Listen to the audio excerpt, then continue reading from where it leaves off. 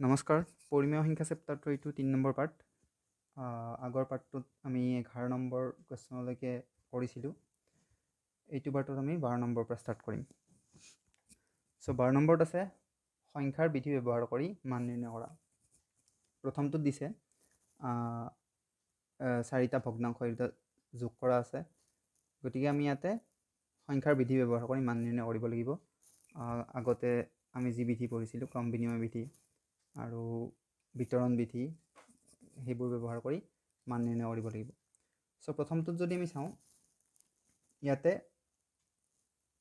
6/7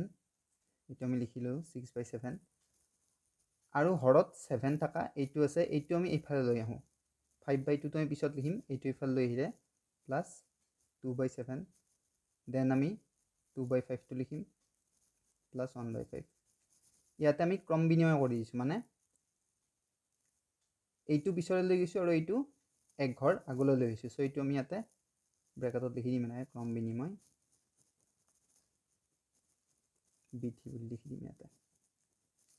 এতিয়া আমি ইয়াতে লসাগু ল'ব পাৰোঁ 7 আৰু 7ৰ লসাগু হ'ব 7 হ'ব ওপৰত হ'ব 6 + 2 প্লাছ ইয়াতে 5 ওপৰত হ'ব 2 + 1 6 + 2 কৰিলে কিমান হ'ব 8 তলত 7 2 1 3 আৰু এইটো 5 এতিয়া 7 আৰু 5ৰ লসাগু কিমান হ'ব 7 × 5 = 35 7 দি 35ক 5 বাৰ যাব 7 দি 35ক 5 বাৰ 5টো কিহৰ লগত পূৰণ কৰিম 8ৰ লগত 8 × 5 = 40 যোগ 5 দি 35ক 7 বাৰ 7 × 3 = 21 40 21 61/35 এইটো হ'ব এনচাৰ চ' সহজ আছিল এনেকৈ 2 নম্বৰটো যদি আমি চাওঁ ইয়াতে 672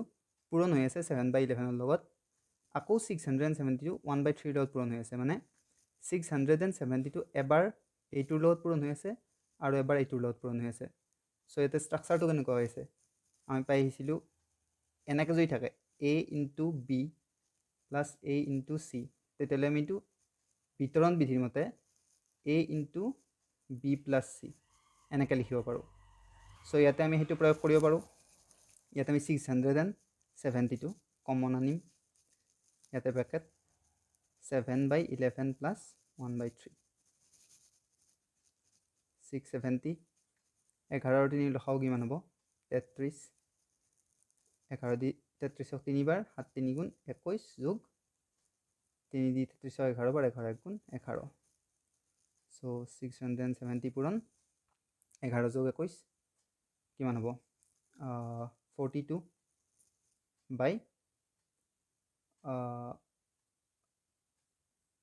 নহয় এইটো 32 হ'ব /33 সমান 670 পূৰণ 32 কৰিলে কিমান হ'ব এইটো আমি কৰি চাব লাগিব আগত 670 × 32 কৰিলে আমাৰ এনচাৰটো ওলাব হেৰি 21440 এইটো আমাৰ এনচাৰ ওলাব এই দুটা পূৰণ কৰিলে আৰু তলত 33 চ' এইটো হৈ যাব এনচাৰ 2 নম্বৰটোৰ 3 নম্বৰটো কি আছে 3 নম্বৰটোতে ছেম টু ছেম 7/5 এবাৰ এইটোৰ লগত পূৰণ হৈ আছে আৰু 7/5 এবাৰ এইটোৰ লগত পূৰণ হৈ আছে চ' 7/5 কমন আনিম ইয়াতে মাইনাছ আছে গতিকে আমি এইটো আগতে লিখোঁ প্লাছ থকাটো 3/4 মাইনাছ আছে চ' -3/8 7/5 4 আৰু 8ৰ লসাগু কিমান হ'ব 8 হ'ব লসাগু উলিয়াবতো আমি অলৰেডি শিকিছোঁ ক্লাছ 7ত চ' 4 দি 8ক দুবাৰ যাব 3 × 2 = 6 মাইনাছ 8 দি 8ক এবাৰ 3 × 1 = 3 চ' 7/5 পূৰণ 6 3 গ'লে 3/8 সমান 7 3 × 21 আৰু 8 5 × 40 21/40 এইটো হ'ব 3 নম্বৰৰ এনচাৰ 4 নম্বৰটো চাওঁ 4 নম্বৰটোত এইটো ইয়াতে এইটো কৰোঁতে ইয়াতে বিতৰণ বিধি বুলি লিখি দিব লাগিব আমি বিতৰণ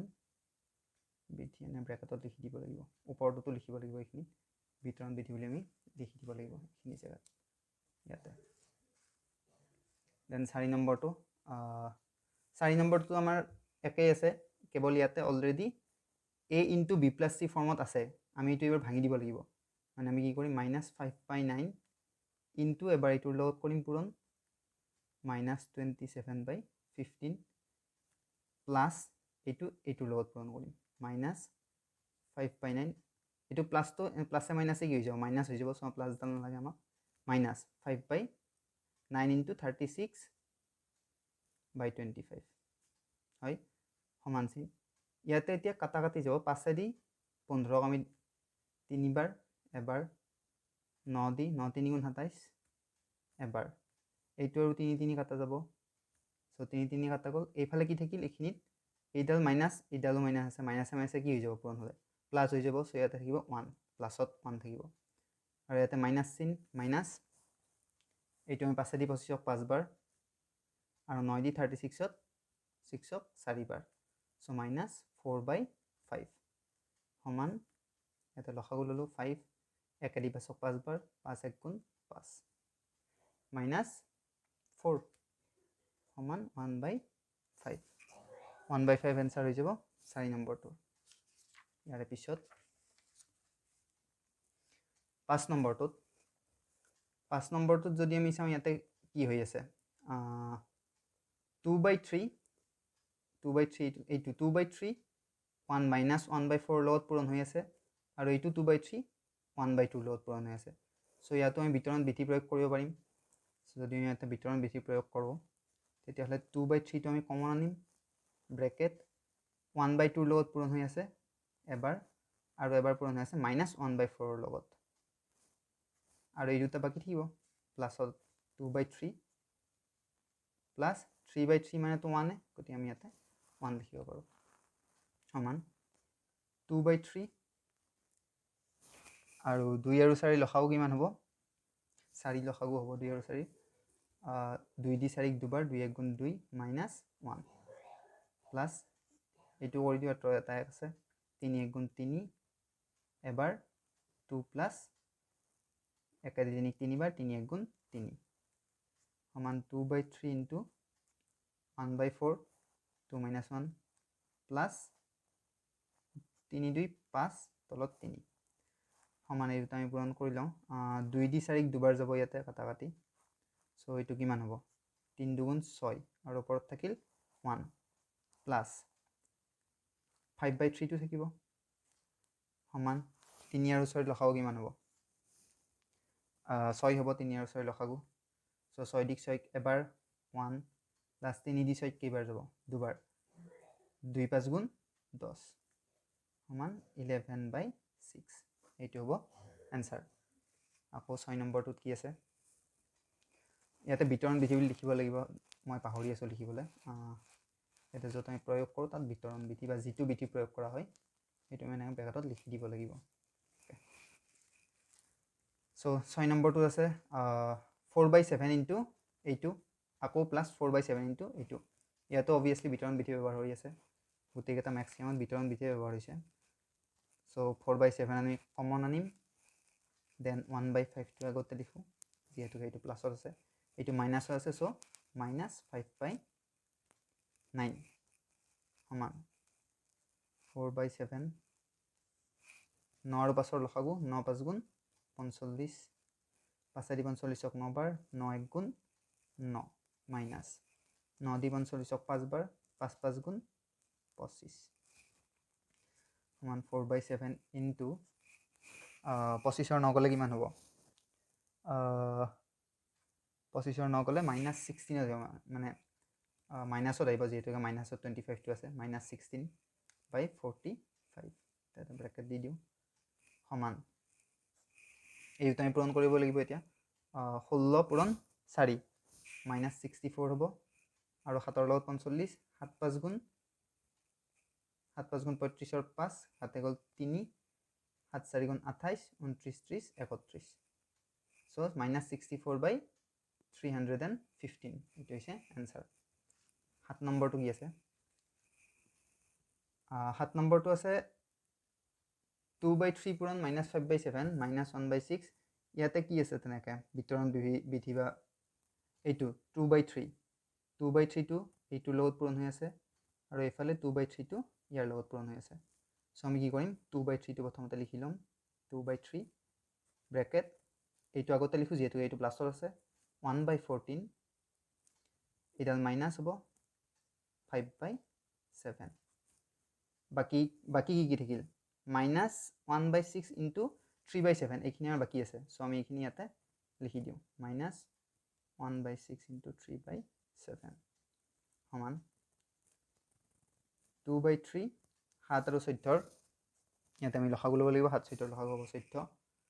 14 দি 14 এবাৰ 1 1 গুণ 1 মাইনাছ 7 দি 14 দুবাৰ 5 2 গুণ 10 মাইনাছ ইয়াতে এই দুটা পূৰণ হৈ আছে 3 দি 6 আমি কাটিব পাৰিম দুবাৰ যাব 7 2 গুণ 14 ওপৰত বাকী থাকিল 1 সমান 2/3 এইটো কিমান হ'ব 1 মাইনাছ 10 মানে 10 minus 1 9 minus 9 by 14 minus 1/14 সমান আমি এইটো কাটাকাটি কৰিব পাৰিম 2 দি 14 যাব 7 বাৰ 3 দি 9 3 বাৰ চ' ওপৰত থাকিল মাইনাছ 3 তলত 7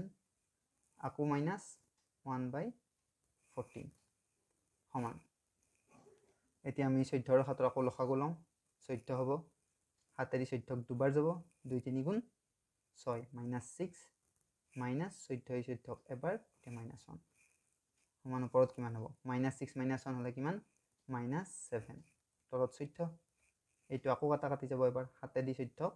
দুবাৰ ইয়াতে এবাৰ সমান এনচাৰ কিমান হৈ যাব মাইনাছ 1/2 চ' এইটো হৈ যাব এনচাৰ